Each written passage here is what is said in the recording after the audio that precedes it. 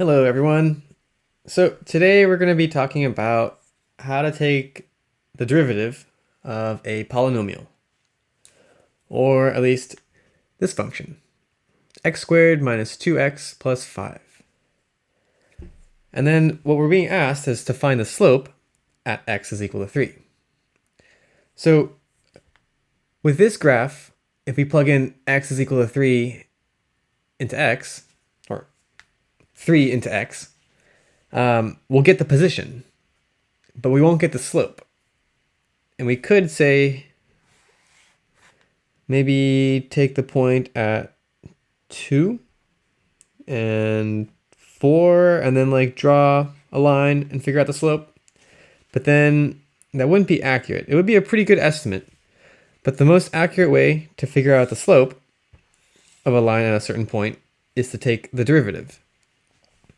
And the derivative basically just means we're lowering this equation one level.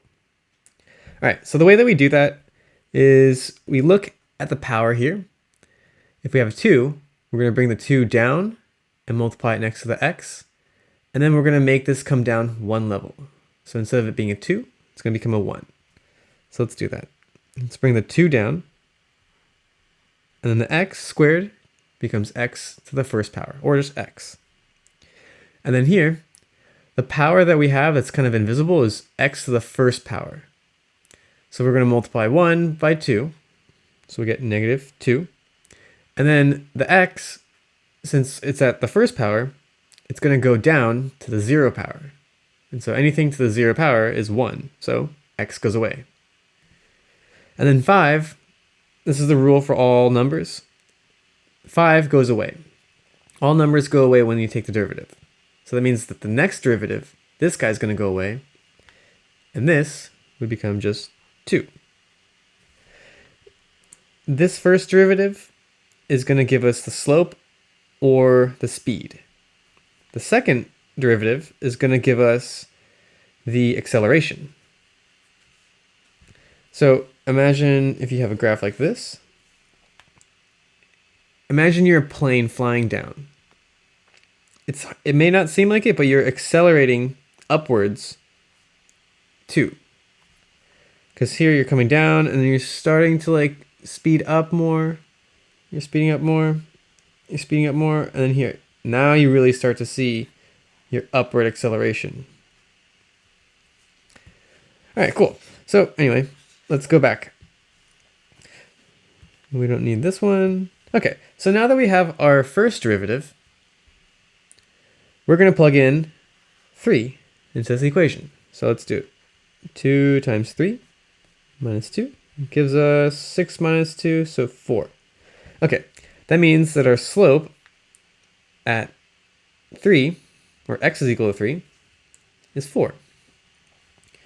So that means that our slope right here would be 4. Or like the m equals 4. All right, let's do another example. Okay, this time we have 1/2 x squared plus 2x minus 5. All right, so this time, this 2, we're going to bring it down. We're going to multiply to this. So we're going to get 1. And then the x is going to come down from x squared to x1. And then the 2x, the 1 up here, gets multiplied here, and we have 2. And the x goes away, because now it's x to the 0th power. And then the 5 also disappears. And then the slope at x is equal to 2. You do 2 plus 2 is equal to 4. So again, it's odd. We have the same slope. Maybe it's just a coincidence. Okay, let's do this when we have x cubed. So I'm just going to say this. These parts are going to disappear. I'm just going to predict that. The 9 always goes away. The x, once it gets brought down 1 power, it's no longer an x, it's just going to be 12. But here, this 3, we're going to bring it to the front. And we're going to do x to the 3 minus 1 power, or second power. And then I'm going to do 2 times 6. So it's going to be 12. And that's going to be x to the 2 minus 1 power. So 1. And then plus 12, because x to the 1 minus 1 power is 0. So x to the 0th power is 1. All right, cool. So now let's plug in x is equal to 0 into all these x's and see what our slope is. All right, well, if this is 0, that means 3 times 0 is 0. If that's 0, 12 times 0 is 0. So we're just left with 12. So our slope is 12 at x is equal to 0. All right, cool. Let me know if that made sense. If you have any other problems that you'd like me to solve, let me know in the comments below. All right, have a good day.